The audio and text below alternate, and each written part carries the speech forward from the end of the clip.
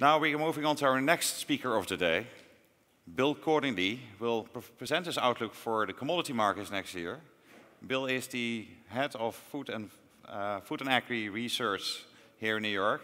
So Bill, please go on stage. And thank you, Jan, for your presentation. Excellent as usual, and actually quite a few linkages, I think, between some of the issues at the macro level Jan is talking about and what we're seeing in commodities. And as I was thinking of this talk recently to this audience from a year ago when we were talking about quite steep declines in commodity prices, grains and oilseeds and others in that year and looking for more this year, I think overall we got most of that reasonably right. Obviously there's volatility, and there was quite a lot of volatility in this last 12 months. But effectively, I think where we're going and what we've seen is that the market has really turned a corner, the producer has responded globally to high price signals, and indeed some of the macro issues are starting to have an even more important and impactful play on the market.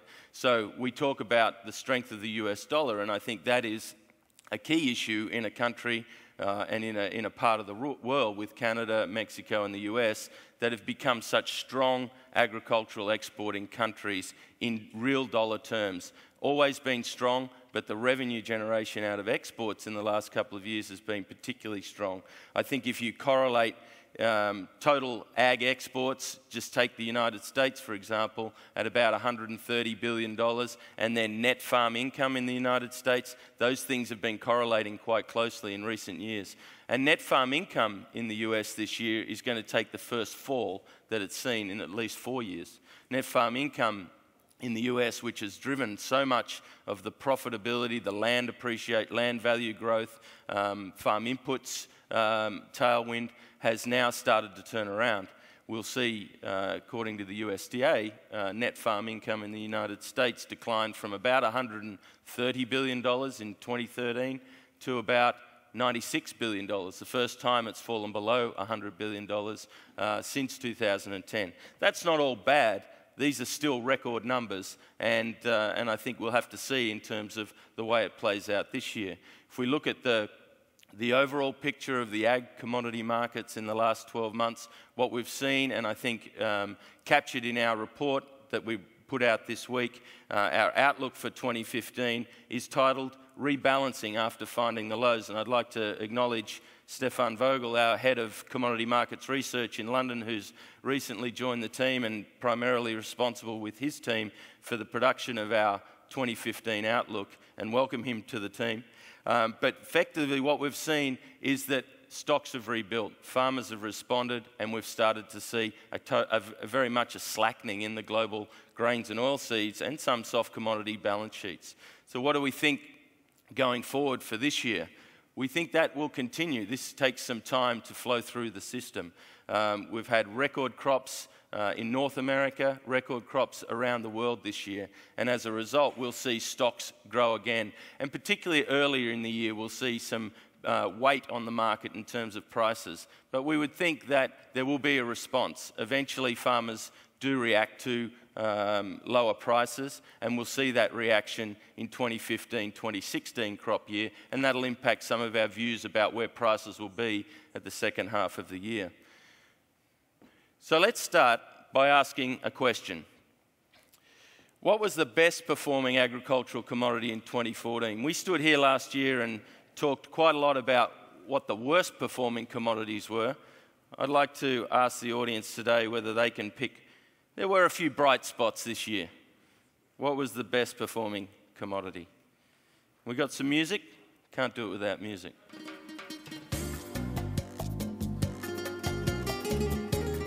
I like that.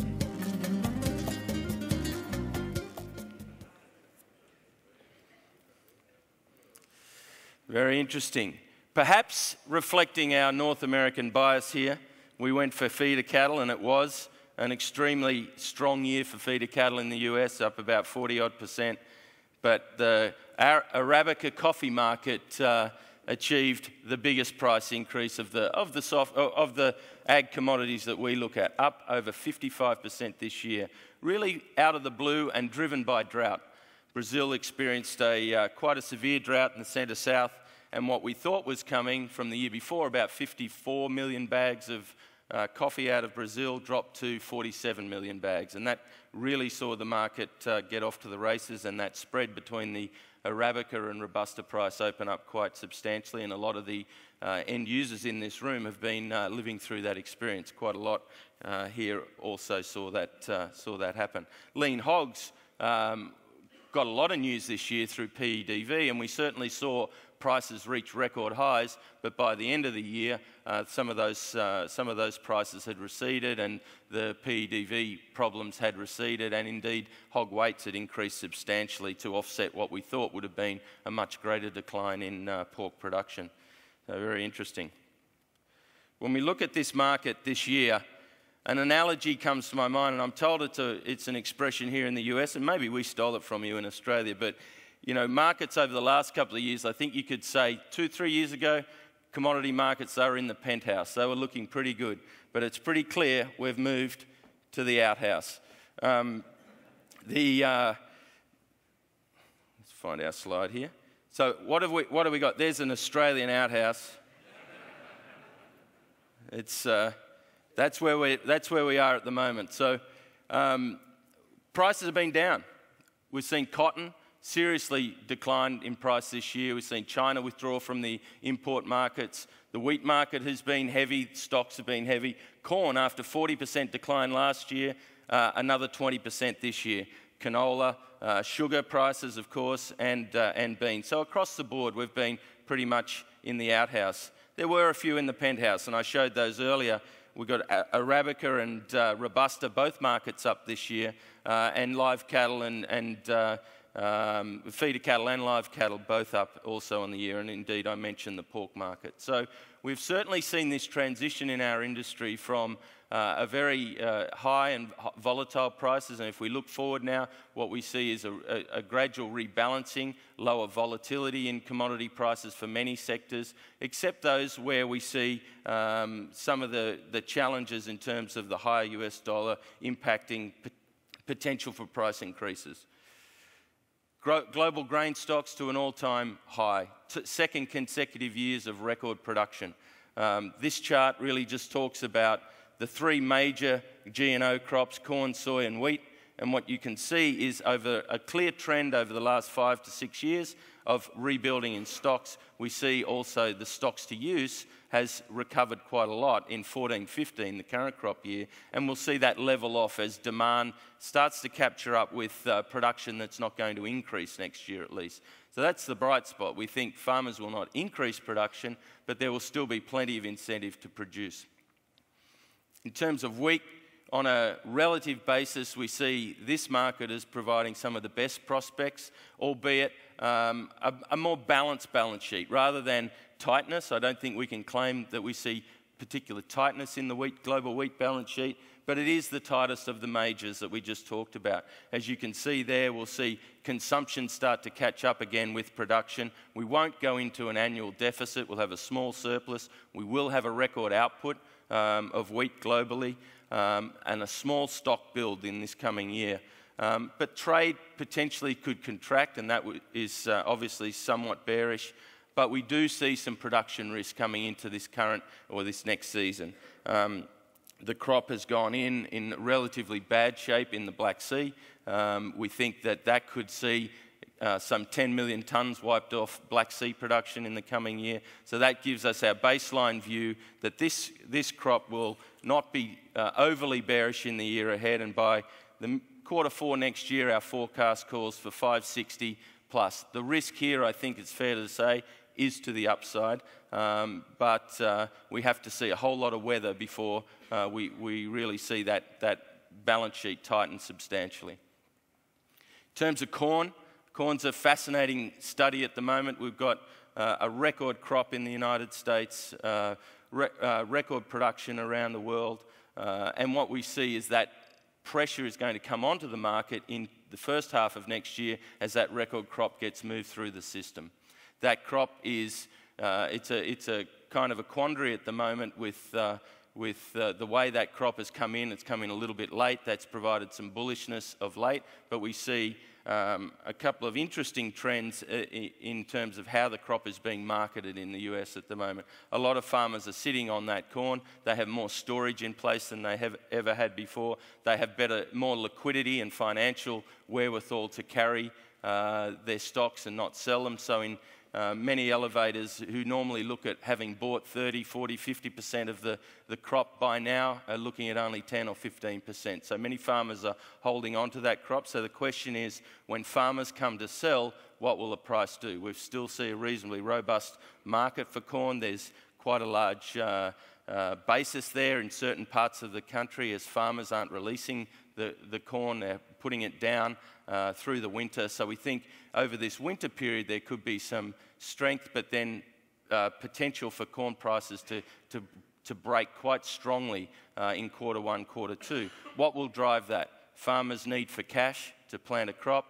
Farmers need to defer taxes, obviously, till Jan 1. But really, I think what we'll see is once the crop goes in next year and the prospects of a larger, another strong crop potentially, if it is, farmers will rapidly clear the bins. So we're not sure when it'll be, but there's every chance there'll be quite a break in the corn price earlier in the year. Where we get to after that is a very strong signal for farmers not to plant so much corn in 2015.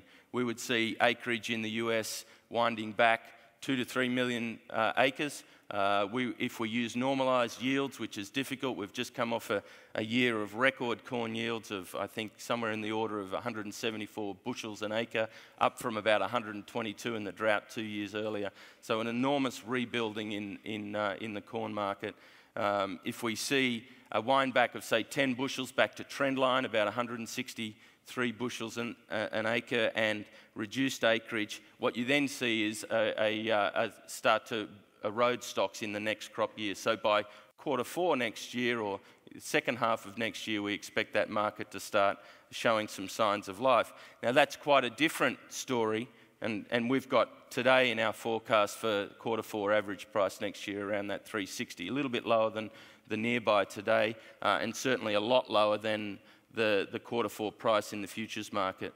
What the market is doing today is telling farmers to store their grain and paying them to store it. So at the moment we'll see those prices come down and then potentially stabilise in Q3, Q4, depending on what actually happens in production and season next year. Soybeans are different. They're performing very differently. We had a very tight old crop this year, a very strong new crop, albeit late, which caused some problems for the crushing industry. But this huge new crop is going to flow into the market, and what we see globally is quite different to corn. Whilst we're losing acres in the US in corn in the next crop year, and we're losing acres around the world, we're going to see those acres move essentially into soybeans for a number of reasons. Brazil, Argentina will increase their acres again next year, increase their production. The weaker real, the weaker peso will encourage higher prices in local currency terms for those producers. They are going to also take the opportunity to move into a crop that costs about half what corn does to put in, so de-risk their operation at lower prices. So we'll see a lot more incentive in the northern hemisphere and the southern hemisphere to plant soybeans over corn. We'll see those acres come out of corn into beans and into a few other crops.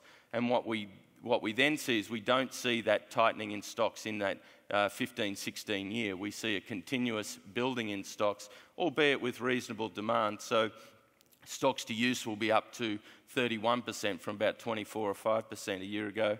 Our baseline relies on China to keep importing, and here's a risk factor. I noticed Jan didn't talk about China at all today, and we can talk about that later. And indeed, China has seemed to go off the agenda a little bit in terms of its attention, but China still imported 70 million tonnes of soybeans last year. They increased their soybean imports year on year again.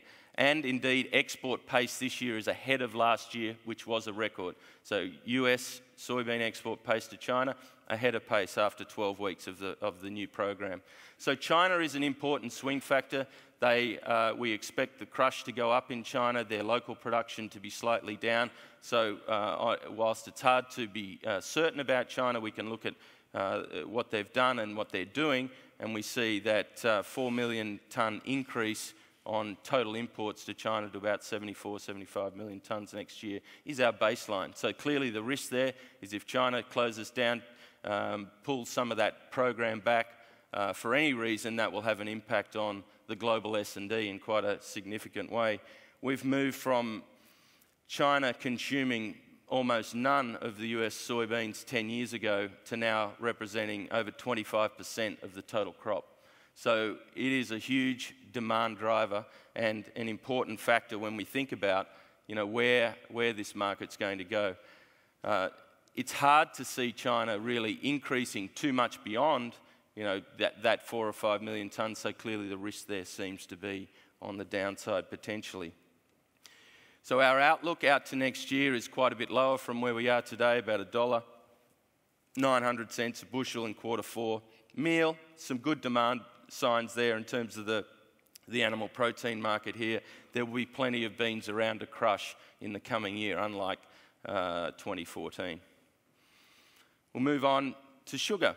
Sugar's finally got itself into a position where there's potential for an annual deficit in production in 2015.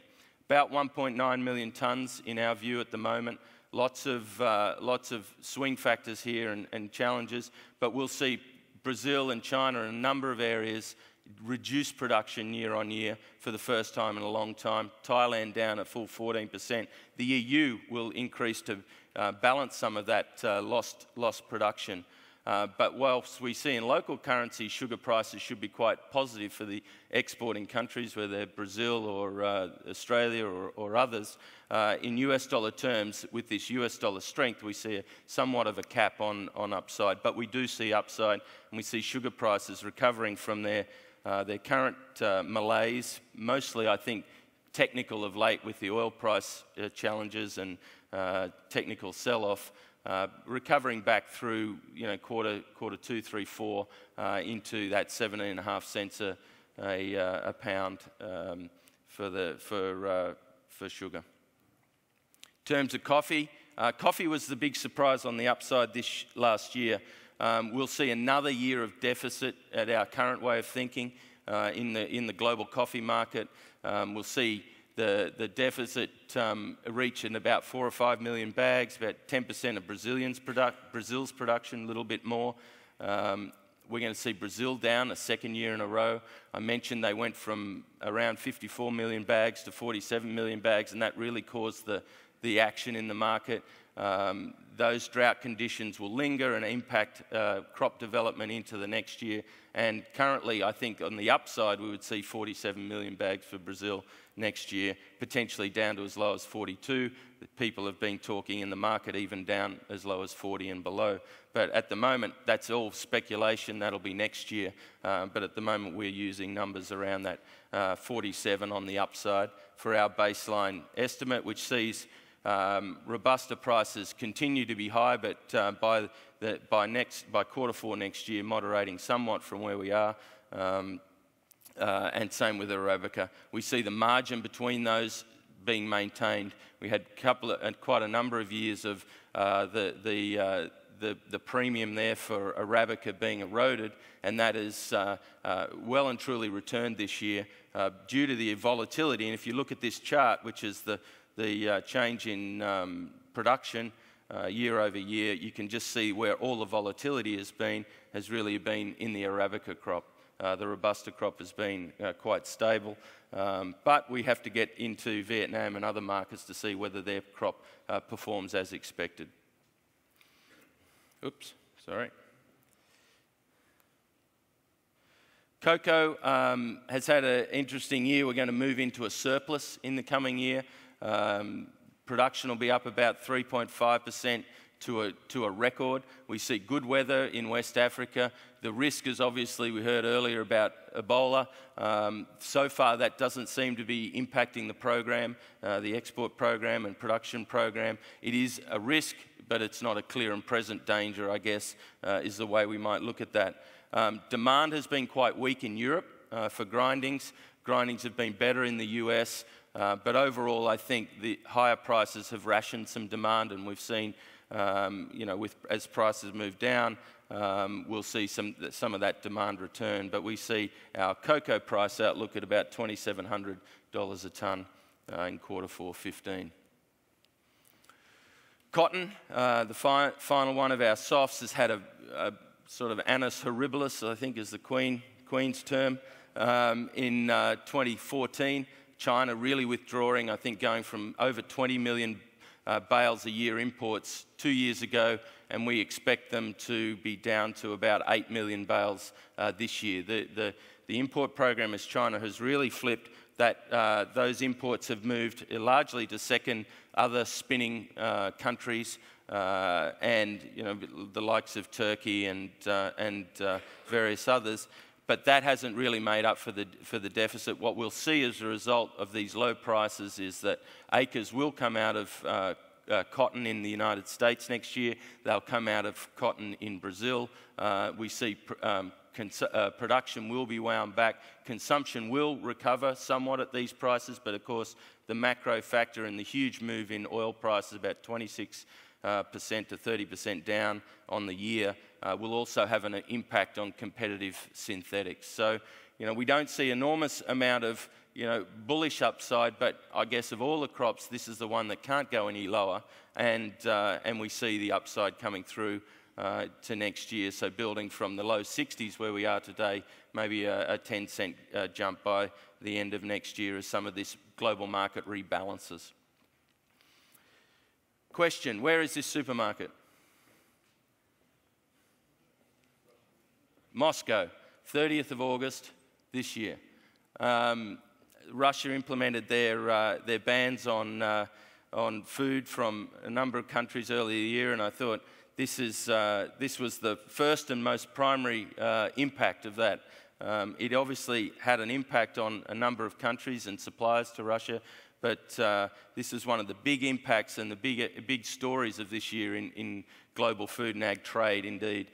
I think really I showed this just to highlight the wild cards, the changes that can take place in our markets almost overnight that can have an impact. Now, this has not been such a huge deal for the United States, but it's been a much bigger problem for producers in Europe. Certainly animal protein producers, dairy producers, fruit producers, all looked at Russia as a very important market, very important and, I would say stable, but a regular market, and that just disappeared overnight. So that brings me to my next question.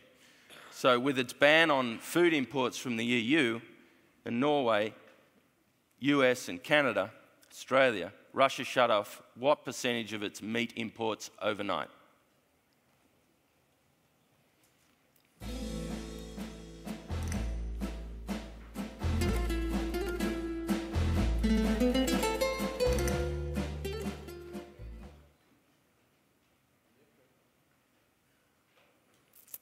It was 50%. If I'd have asked you how much of their pork and poultry imports they shut off overnight, C would have been correct. They shut off about 72-73% of their imports, of their import requirements overnight. So that's an enormous impact on those suppliers, particularly some Canadian suppliers who were shipping product into Russia and had to find other markets for that. I want to move on to protein quickly.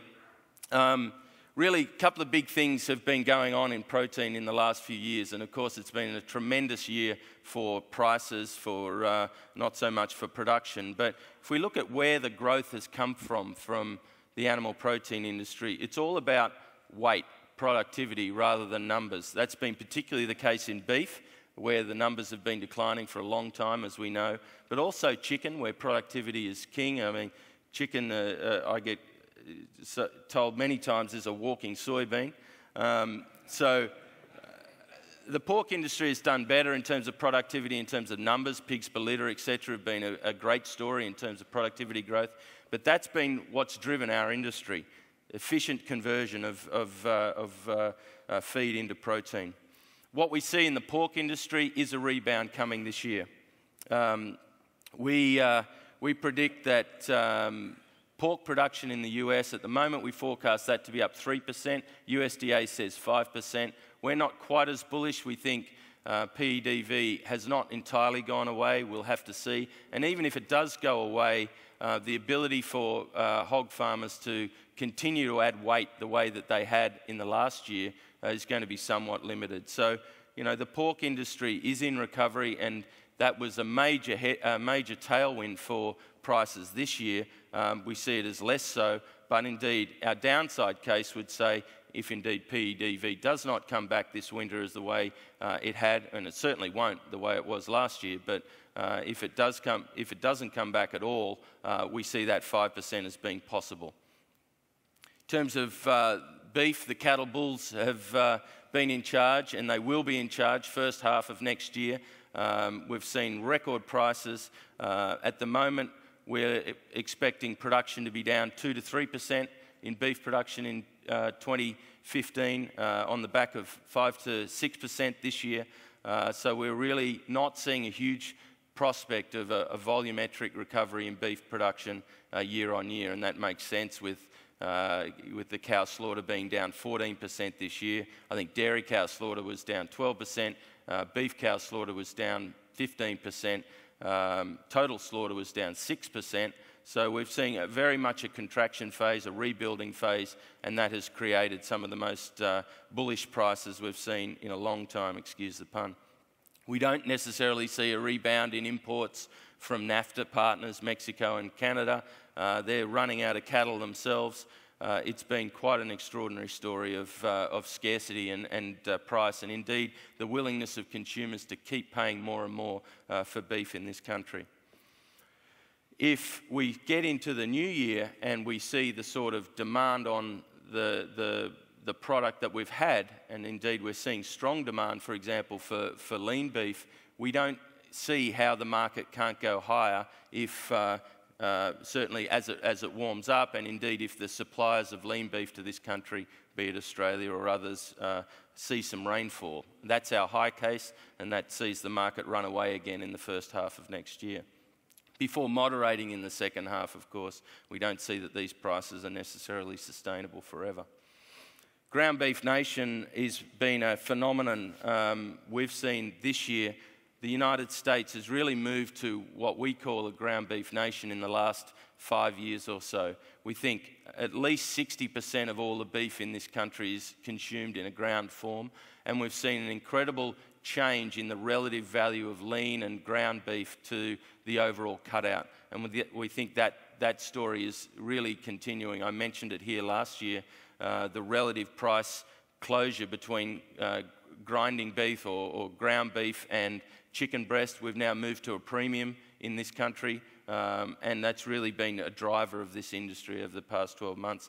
There's a huge scarcity when you reduce your cow slaughter by 14% year on year.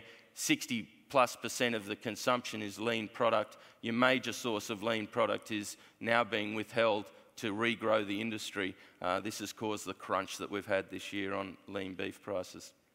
Finally, on dairy, we really saw quite an interesting dynamic this year. Early in the year, the global market went crazy.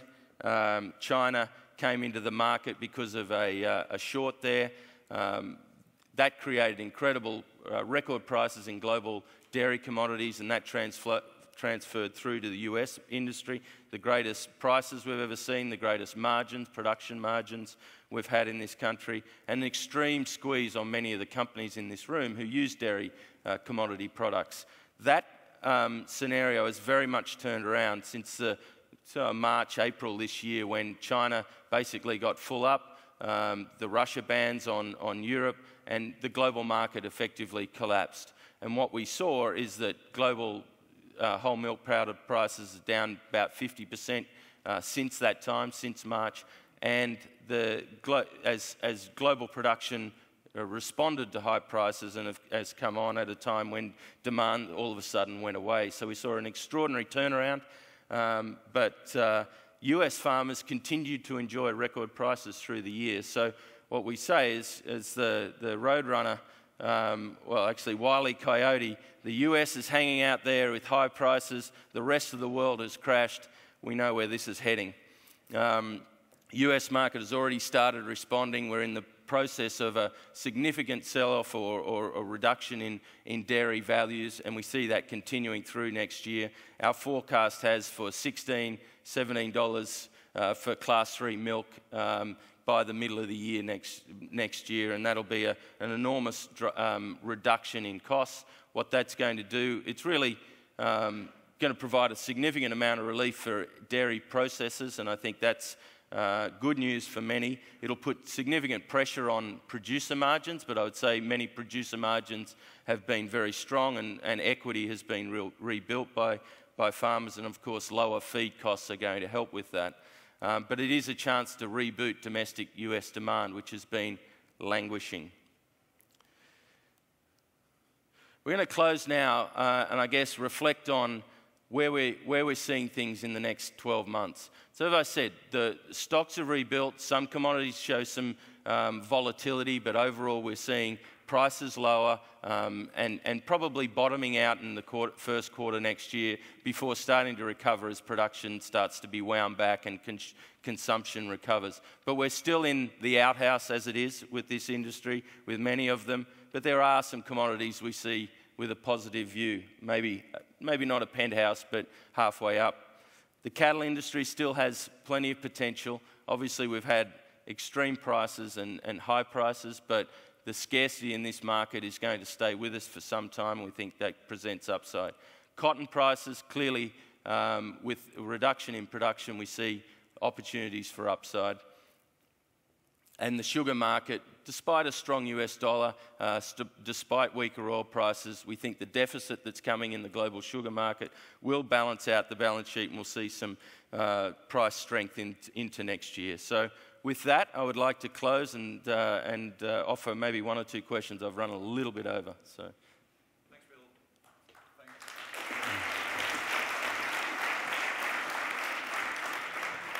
Thank you, Bill, for your penthouse outlook for next year and the year after, hopefully. A question that we received via our app was about the PADV pork industry. Mm-hmm. You mentioned the USDA says the pork productivity will rise with 5%, but you say it's only 3%. Well, I think I mentioned a little bit in the talk that this is probably the biggest wild card the industry faced this year. Mm-hmm. Nobody expected pork production to be down 2% when we stood here this time last year. In fact, we were looking at, we knew PADV was around, we didn't know the extent of it. We thought that pork production would still expand by 2 to 3% in 2014 based on lower grain prices.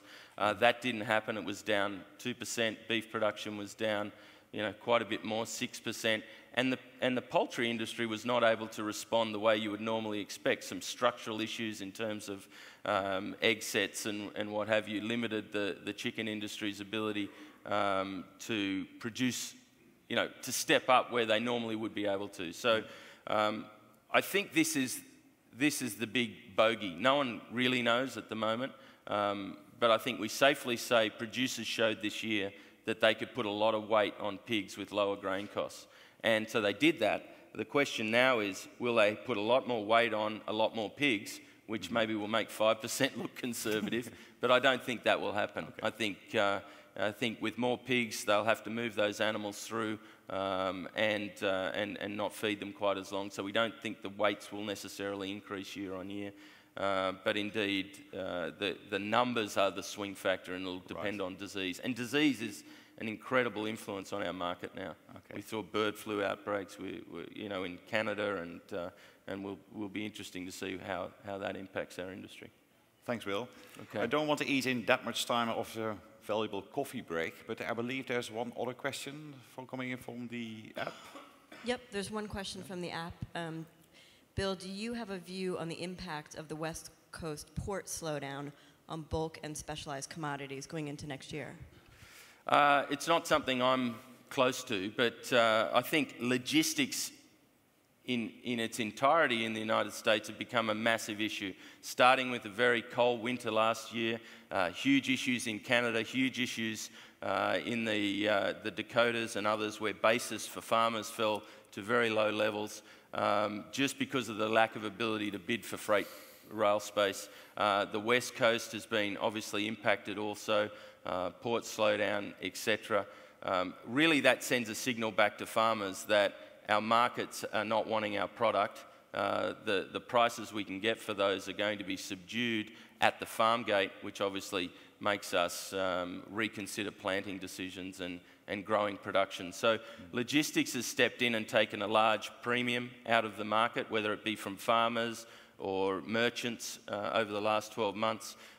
We'll see in terms of whether or not with lower oil prices that the grain industry can secure more of that rail freight going forward. But it's a significant issue that is, we're used to talking about Brazil having their logistics challenges and capping their ability to produce more, but I think clearly here in the US that's now become the case. Great, thank you very much, Bill. Appreciate it. You're Your welcome. views. Thank you, Hajan. Thank you.